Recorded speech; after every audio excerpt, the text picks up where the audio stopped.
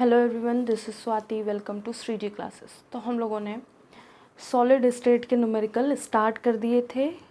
Some basic concept of chemistry में हम लोगों ने एक्सरसाइज के सारे क्वेश्चन कर लिए थे। 11th का चैप्टर है some basic concept of chemistry, उसके सारे क्वेश्चन हो गए। ऑलमोस्ट एक क्वेश्चन में ऐसा था, उसको हम आज ही एक छोटा सा 5 से 10 मिनट का जो भी होगा उसका आई थिंक 5 मिनट में हो जाएगा क्वेश्चन।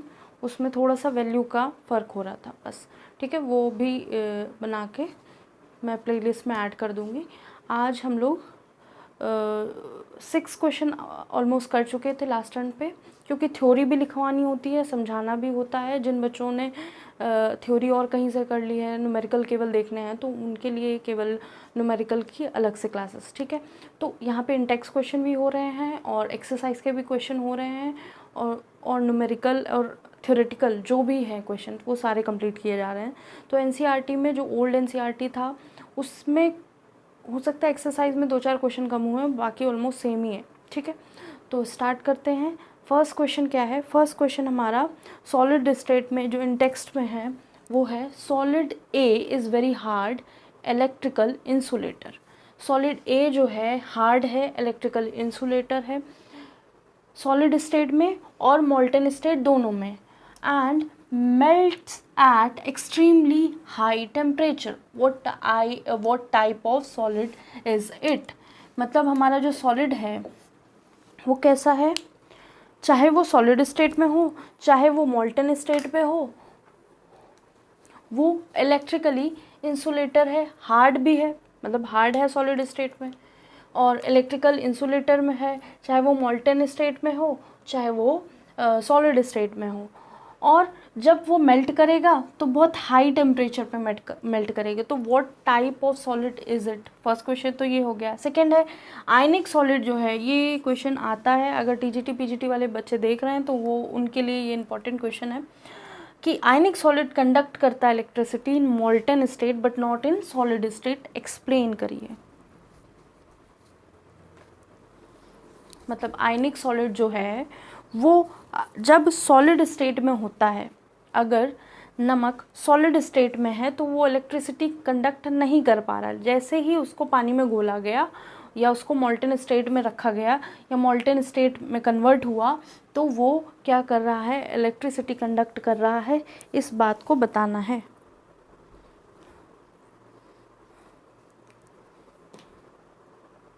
एक मिनट का टाइम देते हैं।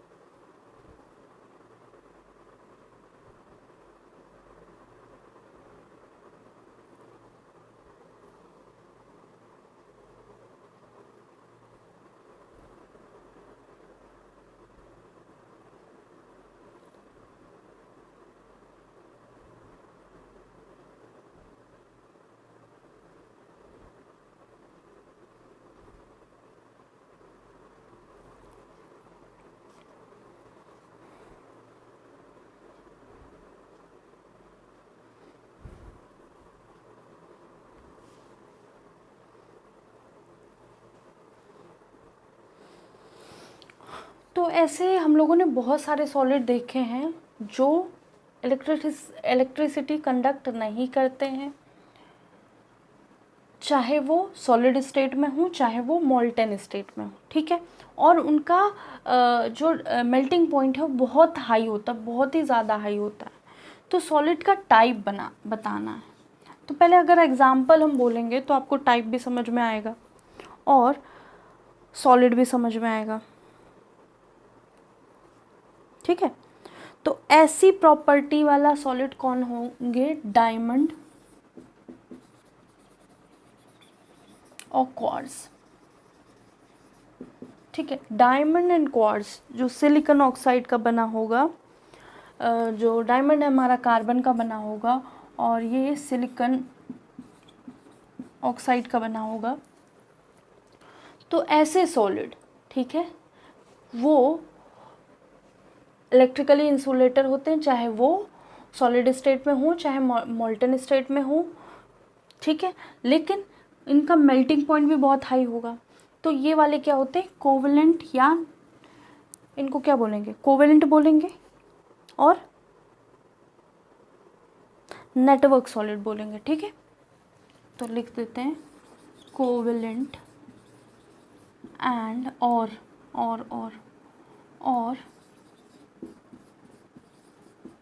Network solid. ठीक है, बहुत अच्छे से कराया था।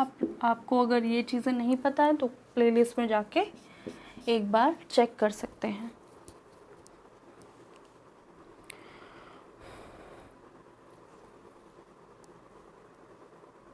ठीक है, नेक्स्ट क्वेश्चन देखते हैं।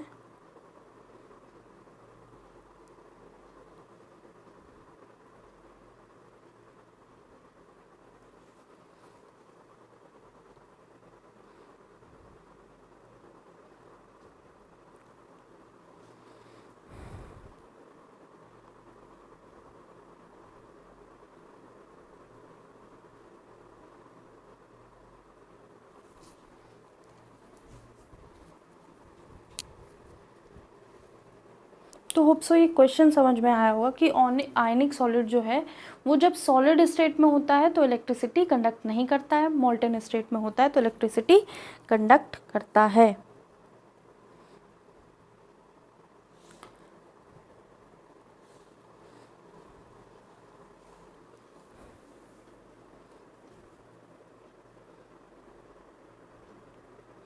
ठीक है,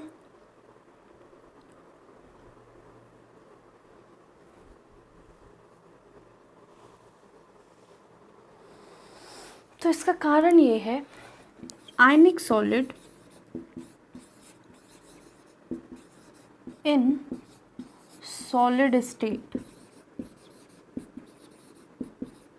जो आयनिक सॉलिड होगा सॉलिड स्टेट में, उसके मॉलिक्यूल्स या एटम्स या जिससे भी बना होगा वो पास पास होंगे। पहली चीज़, स्ट्रांगली अट्रैक्टेड होंगे, उनके बीच में स्ट्रॉन्ग इंटरमॉलिकुलर फोर्स होगा, वो फ्रीली मूव नहीं कर रहे होंगे, वो फिक्स्ड होंगे अपनी जगह पे। कौन, जो जिन एटम से या जिन एलिमेंट से या जिन मॉलिक्यूल से मिलकर हमारा क्या बन रहा होगा, आयनिक सॉलिड बन रहा होगा। ठीक है, तो पहली कंडीशन क्या है कि जब जो इलेक्ट्रिसिटी कंडक्ट करने के लिए हमको क्या चाहिए, हमको इलेक्ट्रिसिटी कंडक्ट करने के लिए फ्री इलेक्ट्रॉन्स चाहिए या फ्री आयंस चाहिए या फ्री चार्ज चाहिए, वो नहीं मिलेगा हमको सॉलिड स्टेट में। तो इसको लिख सकते हैं, इन सॉलिड स्टेट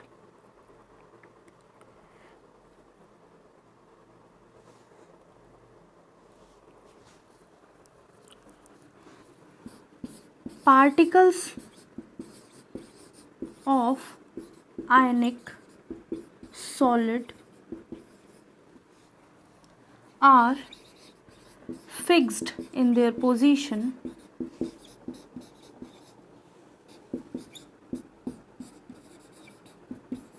ठीक है, पहली बात, पार्टिकल जो होंगे वो क्या होंगे, फिक्स होंगे अपनी पोजीशन पे,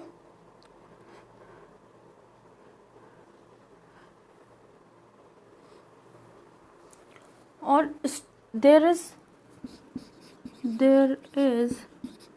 strong intermolecular forces, जो इंटरमोलिकुलर फोर्सेस होंगे वो बहुत स्ट्रॉन्ग होंगे। ठीक है, जब इंटरमोलिकुलर फोर्सेस स्ट्रॉन्ग होंगे तो फिक्स बोल ही दिया है, लिख सकते हैं, सो particles do not are not free to move, are not free to move, move करने के लिए फ्री नहीं है। ठीक है, और लास्ट में एक लाइन लिखेंगे और हमारा क्वेश्चन हो जाएगा कंप्लीट। क्या,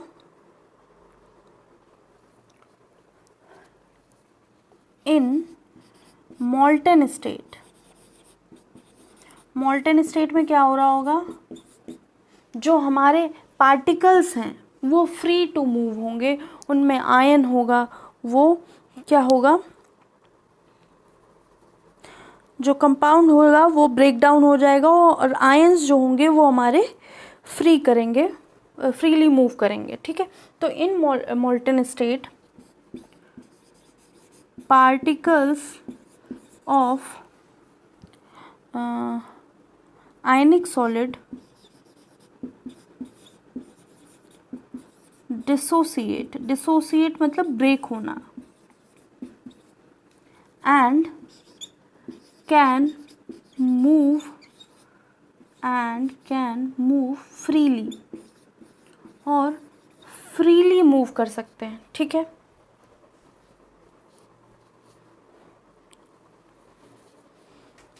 and can move freely, last तक दिख रहा है, ठीक है, दिख रहा है।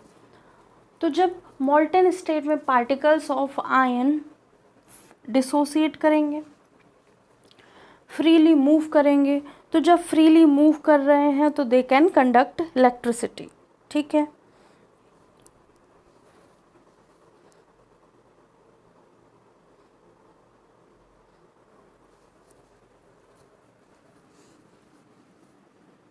या फिर कैन की जगह एंड आयंस मूव फ्रीली, ठीक है।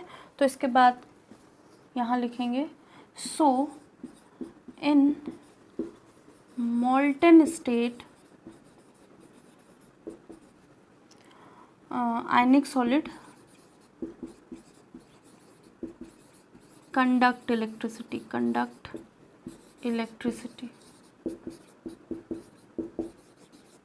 ठीक है, फिर से पढ़ देते हैं, हो सकता है ये लास्ट वाला छोटा हो गया। Ionic solid in solid state जब होगा तो particles of ionic solid are fixed in their position, there is strong intermolecular forces between the atoms कर सकते हैं, ठीक है। So particles are not free to move, जो पार्टिकल्स हैं वो फ्री टू मूव नहीं है, ठीक है।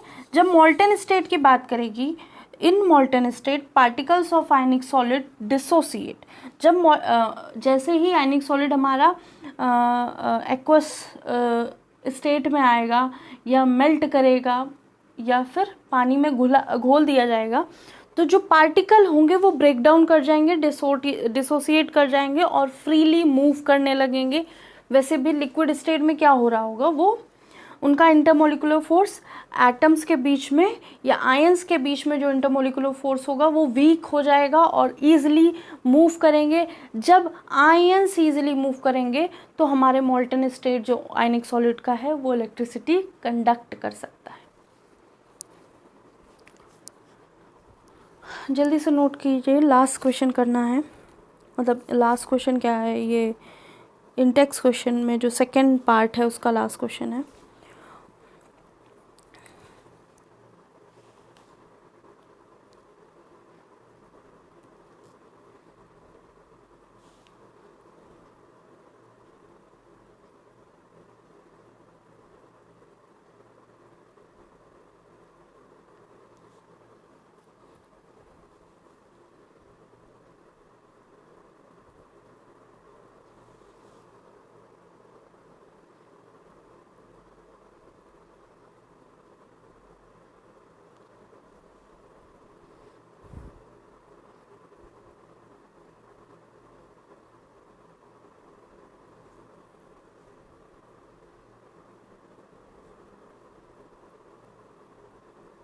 होप से हो गया होगा, इसको रब करते हैं।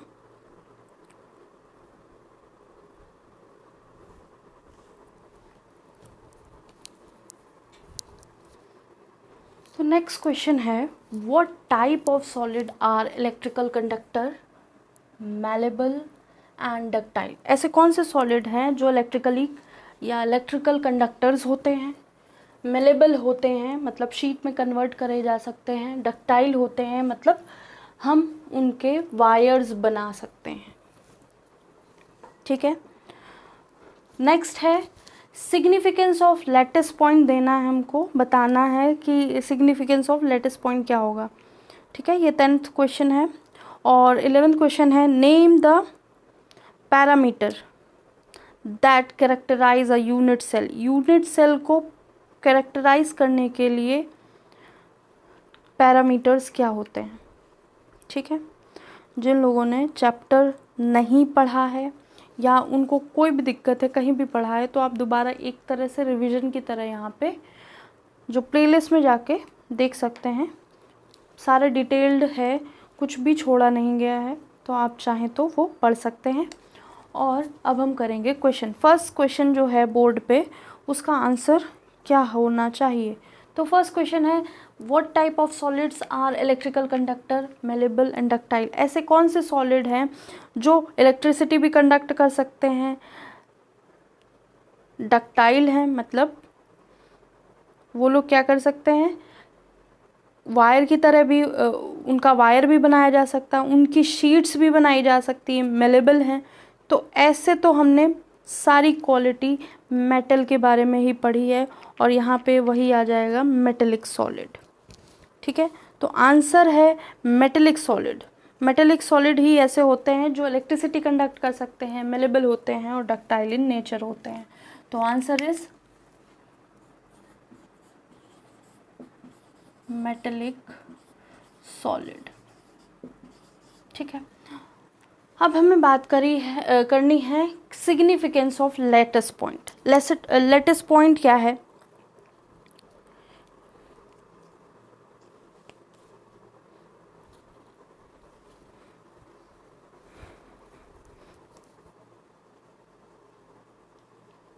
तो लैटिस पॉइंट सबको पता है कि वो है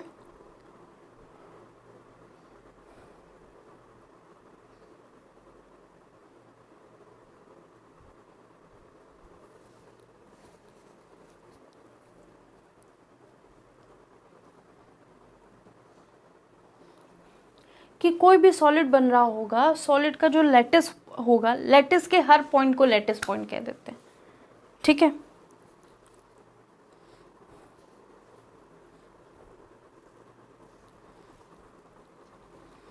तो जो ईच लैटिस पॉइंट है वो एक एटम की तरह बिहेव करेगा या पार्टिकल की तरह बिहेव करेगा सॉलिड का, और वो एटम, मॉलिक्यूल, आयन कुछ भी हो सकता है। ठीक है, तो इसको हम कैसे लिखेंगे वो बात करते हैं।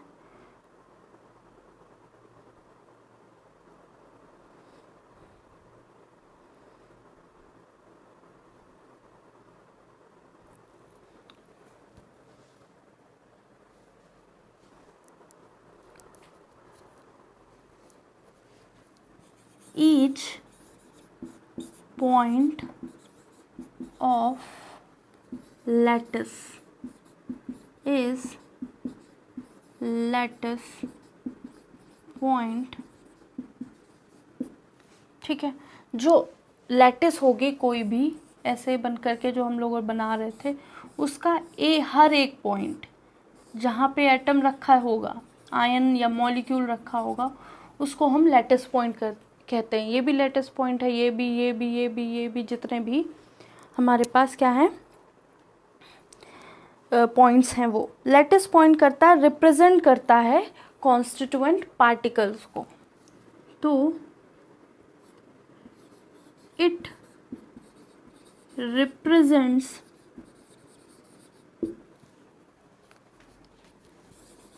constituent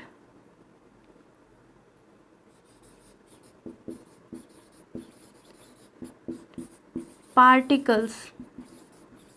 ठीक है, वो कॉन्स्टिट्यूएंट पार्टिकल लैटिस पॉइंट जो है रिप्रेजेंट करता है कॉन्स्टिट्यूएंट पार्टिकल किसके, सॉलिड के, ऑफ आ सॉलिड। एक सॉलिड के कॉन्स्टिट्यूएंट पार्टिकल को लैटिस पॉइंट रिप्रेजेंट करता है। ठीक है, यही होना चाहिए। और भी अगर इसमें कुछ लगना चाहे तो वो कॉन्स्टिट्यूएंट पार्टिकल हैं, हो सकते हैं आयन, मॉलिक्यूल, एटम, एक्सेट्रा। ठीक है,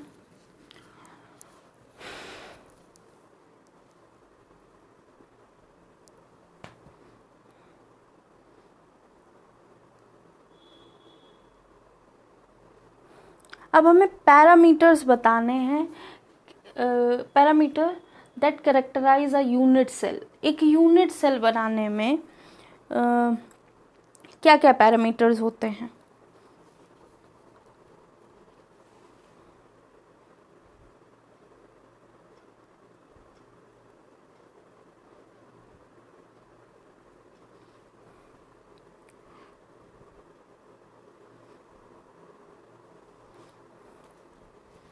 तो यूनिट सेल के बारे में सबसे पहले हमको ये पता है कि यूनिट सेल क्या है? स्मॉलेस्ट रिपीटिंग यूनिट है किसी भी सॉलिड की, ठीक है, या फिर किसी भी क्रिस्टल की।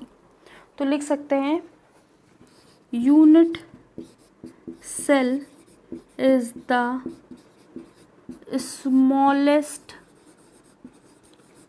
repeating unit of a crystal lattice। Crystal lattice की स्मॉलेस्ट रिपीटिंग यूनिट है, ठीक है।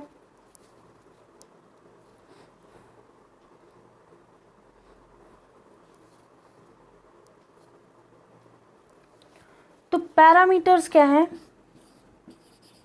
पैरामीटर्स आर, पहले क्या है? एज लेंथ, ठीक है। दूसरी क्या है? Angles between the axes are. First its axes, पहली तो एजेस हैं a comma b comma c, आप चाहें तो डायग्राम भी बना सकते हैं, भी बना देंगे। And angle between axes that is alpha beta gamma, ठीक है। होप सो लास्ट तक दिख रहा हो। तो जो फिगर था वो हम ऊपर बना देते हैं। फिगर भी बहुत ऐसा नहीं था कि ना समझ में आए, फिगर बनाया था हम लोगों ने और फिगर समझा भी था।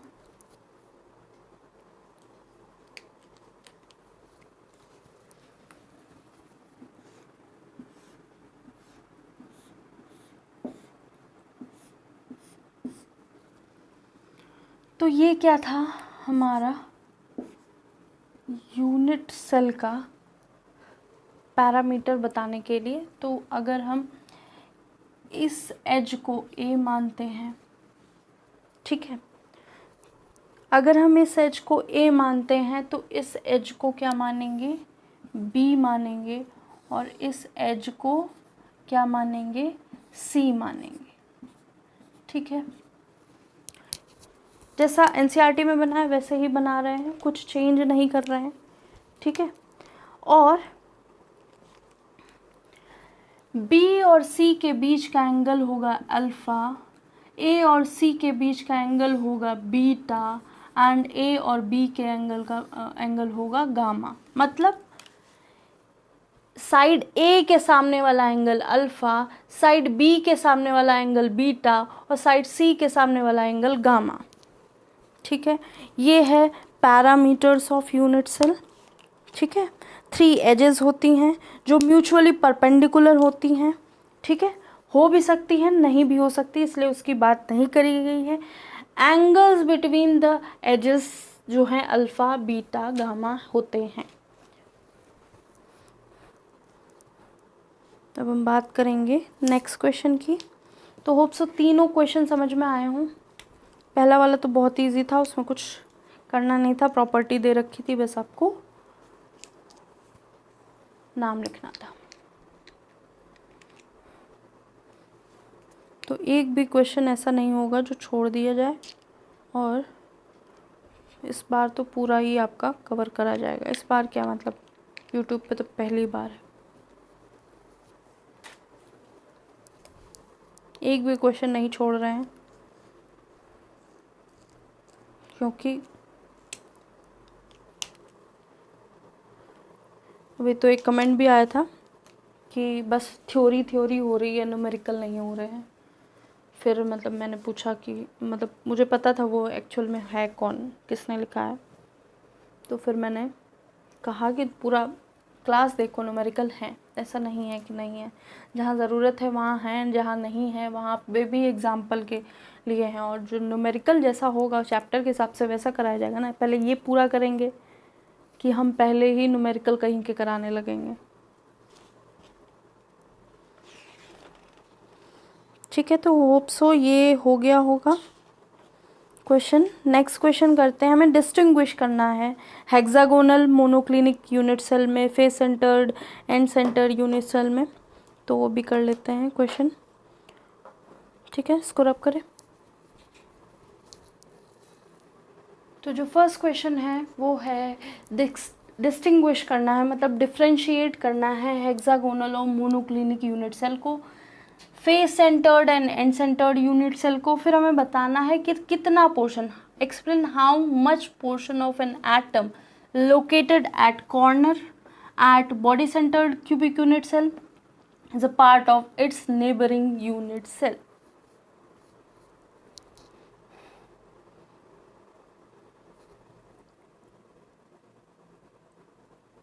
तो हेक्सागोनल को तो ऑलमोस्ट सभी लोगों को पता होगा, alpha is equal to beta but not is equal to sorry a is equal to B is not equal to C होगा। फर्स्ट एजेस की बात करेंगे, A equal to B not equal to C. Alpha is equal to किसके हो जाएगा, alpha equal to beta के हो जाएगा। ठीक है, और हाँ यहाँ पे गामा हमारा alpha is equal to beta is equal to 90 degree हो जाएगा। इसको फिर से लिखते हैं, एक मिनट।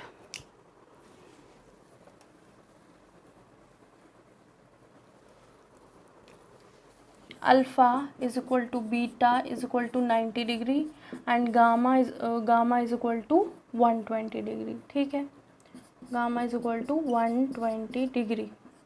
अगर मोनोक्लिनिक की बात करें जाए तो मोनोक्लिनिक क्या था, मोनोक्लिनिक ऐसा यूनिट सेल था जिसमें हमारे कोई भी एजेस इक्वल नहीं थी। तो A is not equal to B not equal to C, ना ए बी सी कुछ भी इक्वल नहीं था। और अल्फ़ा और बीटा के बीच में एंगल कितना था, 90 डिग्री था। Alpha is equal to beta is equal to 90 degree और गामा 120 के बराबर नहीं था। ठीक है, तो होप सो ये समझ में आया होगा। नहीं समझ में आया तो आप थ्योरी देख सकते हैं, बहुत इजी है। तो फेस सेंटर्ड और एंड सेंटर्ड यूनिट सेल की बात करेंगे तो यहाँ पे क्या होगा, एटम्स या मॉलिक्यूल्स और आयंस एट कॉर्नर पे होंगे प्लस ऑल 6 फेसेस पे होंगे। ठीक है, तो एटम्स कहाँ होंगे, कॉर्नर पे, और 6 के 6 फेसेस पे होंगे। यहाँ पे क्या होगा एंड सेंटर्ड पे, कि एटम्स कहाँ प्रेजेंट होंगे, एट ऑल कॉर्नर्स। यहाँ पे भी ऑल लिख सकते हैं, एट ऑल कॉर्नर्स प्लस कहाँ होंगे, 2 अपोजिट फेसेस। ठीक है, अगर FCC बनाने की बात करें तो ये जैसे क्यूब है और यहाँ पे कॉर्नर पे हमारे क्या है, एटम्स हैं। कॉर्नर्स पे होने के साथ साथ यहाँ पे कहाँ होंगे, फेसेस पे होंगे। तो ठीक है, तो ये हमारा राइट फेस पे, ये लेफ़्ट फेस पे, ये अपर फेस पे, ये डाउन फेस पे, ये पीछे वाले फेस पे, ये फ्रंट वाले फेस पे। ठीक है, अब अगर हम एंड सेंटर्ड यूनिट सेल की बात करें तो क्या है कि हमारा क्यूब है या यूनिट सेल है, उसमें कॉर्नर्स पे विथ कोई भी अपोजिट सरफेस पे। ठीक है,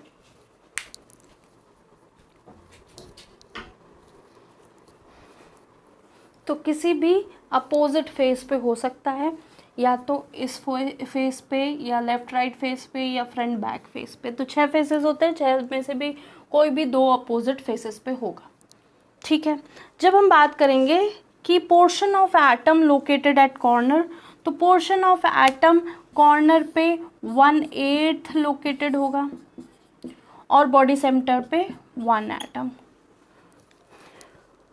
ठीक है, 1 एटम एट बॉडी सेंटर होगा। बात करें बनाने की, तो फिर से बना देते हैं कि जो कॉर्नर पे होगा वो 1/8 शेयर शो कर रहा होगा, क्योंकि ये एटम इधर वाले बॉक्स पे, अपर वाले बॉक्स पे, अगर हम बात करें कि कोई बॉल है, उस बॉल को हमने एक कॉर्नर पे रख दिया। अब कॉर्नर पे रखेंगे तो वो बॉल 8 बॉक्सेस के कांटेक्ट में आएगी, किसी भी कॉर्नर पे रखेंगे। एक रखा हमने, एक बॉक्स के कॉर्नर पे रखा, तो उसका लेफ़्ट वाला कॉर्नर, उसका बैक वाला कॉर्नर, बैक वाले के बगल वाला कॉर्नर, 4 नीचे हो गए, हाफ स्फेयर कंप्लीट हो गया, और 4 ही उसके ऊपर, तो पूरा हाफ स्फेयर हमारा कंप्लीट हो गया, पूरा स्फेयर बन गया। ठीक है। तो अगर हम बात करें इस कॉर्नर पे रखी है, तो इसके बगल वाला कॉर्नर, इसके बगल वाला स्फेयर,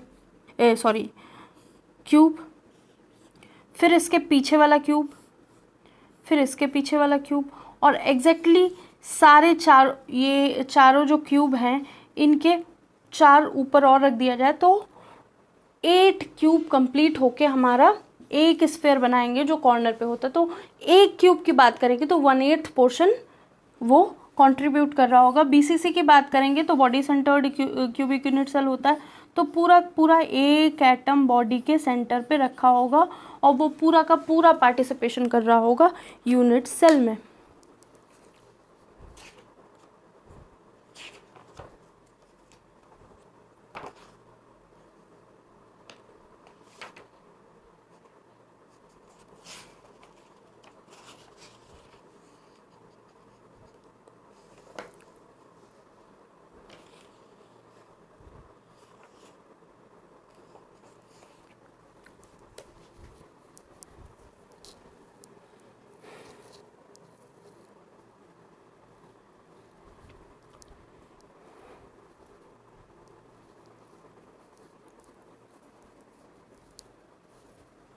तो होप सो आज का जितने भी 8, 9 न्यूमेरिकल, ये तो सारे थ्योरेटिकल क्वेश्चन थे, वो कंप्लीट हो गए होंगे।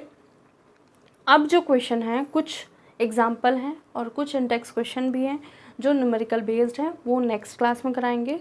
अभी ये करिए, और क्योंकि सॉलिड स्टेट आप रिवाइज कर लीजिए, अगर नहीं किया है तो फिर क्लासेस देख सकते हैं आप, और फिर हम उसके न्यूमेरिकल अच्छे से कराएंगे। ठीक है। तो कुछ क्रिस्टल के कह सकते हैं कि स्ट्रक्चर मैंने नहीं कराए थे, जैसे NaCl का नहीं कराया था, ZnS का नहीं कराया था, तो वो भी यहाँ पे कंप्लीट कराएंगे। ठीक है। तो उसका अलग से लिंक बनाएंगे, उसका अलग से मतलब क्लास में ही रहेगा, और क्लासेस में और न्यूमेरिकल की जो प्लेलिस्ट है दोनों में ऐड कर देंगे। ठीक है। तो आप चाहें तो उसको देख लेंगे, तो वो हम कंप्लीट कराएंगे जैसे ही क्वेश्चन कंप्लीट होंगे वो, क्योंकि वो अलग से कभी कभी पूछ लिया जाता है और कभी कभी नहीं भी पूछा जाता है, तो वो इतना इम्पोर्टेंट नहीं है, लेकिन है कुछ चीज़ें इम्पोर्टेंट नहीं होने के साथ साथ भी इम्पोर्टेंट होती हैं, क्योंकि वहाँ पे क्वेश्चन कभी कभी बन के आ जाते हैं कि NaCl का कोऑर्डिनेशन नंबर, ZnS में Z का कोऑर्डिनेशन नंबर क्या है, तो उसको समझने के लिए हमको करना पड़ेगा। ठीक है। तो होप सो क्लास समझ में आई होगी, जो यहाँ पे जो भी इंडेक्स क्वेश्चन है एक्सरसाइज वाले थ्योरेटिकल वो समझ में आए होंगे, और अब जो हैं वो न्यूमेरिकल हैं 8-10, वो इसी बेस पे हैं, यूनिट सेल के ही स्ट्रक्चर पे, BCC FCC के स्ट्रक्चर पे, तो वो भी करेंगे। आज के लिए इतना ही। लाइक एंड सब्सक्राइब कीजिएगा, कमेंट कीजिएगा, शेयर कीजिएगा, और क्लासेस को अच्छे से समझिएगा। नहीं समझ में आया तो आप कमेंट कर सकते हैं, हम आपको ज़रूर रिस्पॉन्स करेंगे। ठीक है। आज के लिए इतना ही। Thank you.